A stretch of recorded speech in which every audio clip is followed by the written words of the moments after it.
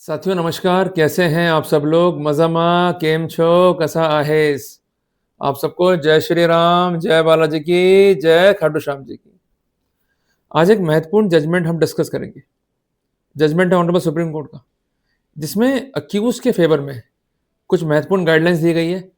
अगर आप case fight कर रहे हैं प्रिवेंशन ऑफ करप्शन एक्ट के तहत, तो ये गाइडलाइंस हमारे लिए काफ़ी सहायक हो सकती हैं। तो सबसे पहले हम नोट डाउन करते हैं केस का स्पेसिफिकेशन। साइटेशन है 2025 live law, supreme court page 273। अब इसमें जो गाइडलाइंस दी गई है उसको मैंने नोट डाउन किया, और 7 गाइडलाइंस जो है काफ़ी इंपॉर्टेंट है।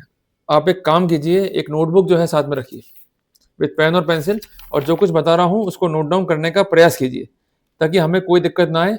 और मैं डिस्कस करूँगा कुछ मिस्टेक्स जो यूजुअली हम करते हैं, वो कैसे हम अवॉइड कर सकते हैं और क्या क्या बातें इंपॉर्टेंट होती हैं एक प्रिवेंशन ऑफ करप्शन एक्ट के मामले में। देखो, जब भी हम लोग फंसते हैं एंटी करप्शन केस में, जो पहली प्राथमिकता है आरोपी की वो है बरी होना या डिस्चार्ज होना या क्वेश्चन कराना अपने केस को। आप लोग क्या करते हो? प्लानिंग नहीं करते हो। किसी ने एडवाइस दिया, ड्राफ्टिंग किया क्वेश्चन का, क्वेश्चन मूव कर दी, या डिस्चार्ज मूव कर दिया, या ट्रायल को जो है लड़ रहे हैं। बेसिस क्या है, रूट कॉज क्या है, किस पर लड़ोगे? कोर्ट ने क्वेरी कर ली, क्या उत्तर दे पाओगे? जब तक स्पेसिफिकेशन नहीं है तब तक हम मारे जाएंगे। इसलिए हमेशा मैं कहता हूं कि प्लानिंग करो, अपना डिफेंस लाइन रेडी करो, और एक ज्ञापन जो है सौंपो आईओ को। अगर आईओ जांच नहीं करता है आपके ज्ञापन पे, you may chalk out a case for the unfair investigation, because जो फैक्ट है अनकॉन्ट्रोवर्टेड, जिस पे जांच होनी थी एज पर द गाइडलाइंस, अगर उस पर जांच नहीं की गई है तो कंसर्न जो आरोपी है उसको कॉज हुआ है लीगल परजुरी। तो ये एक महत्वपूर्ण बिंदु बनता है टू डिफेंड और to contest a false case under PC Act. हालांकि ये बिंदु डिस्कस नहीं है इस केस में, एक जनरल बात जो है आपको मैं स्पेसिफिक कर रहा हूं। अब इस केस में क्या महत्वपूर्ण बातें जो है लेट डाउन हुई। सबसे पहले बात, अगर मामला है धारा 7, धारा 13 प्रिवेंशन ऑफ करप्शन एक्ट का, तो वहां पर फंडामेंटल फैक्ट क्या है? Demand of bribe. Demand of bribe साबित करना होगा प्रोसिक्यूशन को। अगर डिमांड ऑफ ब्राइब नहीं है तो किसी भी रूप में केस जो है स्टैंड नहीं करेगा एज पर सेक्शन 7 ऑफ पीसीएट। इस केस में आक्षेप क्या थे कि पद का दुरुपयोग किया गया, जो प्रोसेस था उनको बाईपास किया गया, और जो कंसर्न स्टेट है, जो कंसर्न एक्सचेकर है, उसको रॉन्गफुल लॉस जो है कमिट किया गया।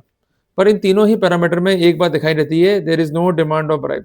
अगर डिमांड ऑफ ब्राइब नहीं है तो सेक्शन 7 पीसीएट का मामला नहीं बनेगा। दूसरी बात, अगर चार्ज है क्रिमिनल कॉन्स्पिरेसी का, तो उसके लिए स्पेसिफिक एलिगेशंस फाइल पे होने चाहिए, and apart from that there must be a plan, there must be a prior meeting of mind. अगर इस तरह के अलामत नहीं है, in the routine way on mere allegation, charge of criminal conspiracy can not be stand.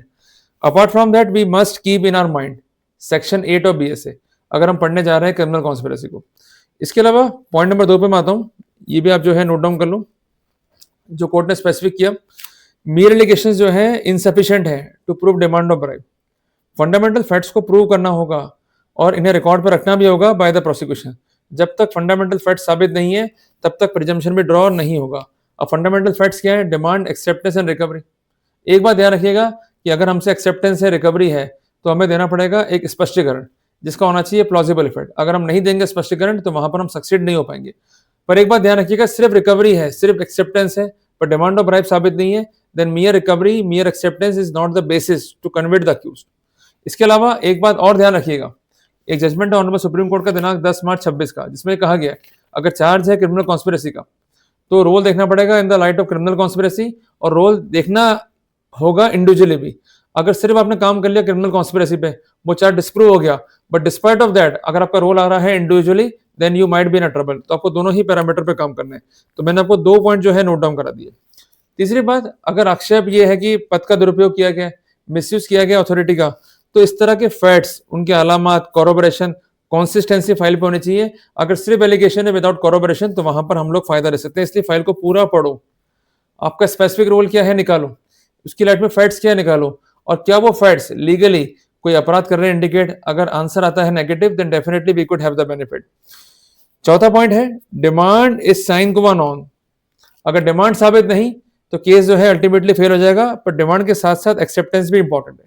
पर एक बात ध्यान रखिएगा कि हमें हमारा डिफेंस जो है साबित नहीं करना है बियॉन्ड रीजनेबल डाउट, हमें हमारा डिफेंस रखना है on the point of probabilising effect. अगर डिफेंस का इफेक्ट प्रोबेलाइजिंग है, then definitely we could have the benefit. Point number 5, mere allegation regarding the misuse of authority.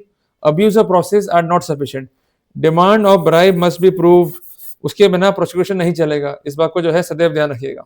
अब आते हैं पॉइंट नंबर 6 के ऊपर कि अगर हम मूव कर रहे हैं डिस्चार्ज को, तो एक बात ध्यान रखिएगा कि pleading must be of like nature, कि चार्जेस जो है ग्राउंडलेस है।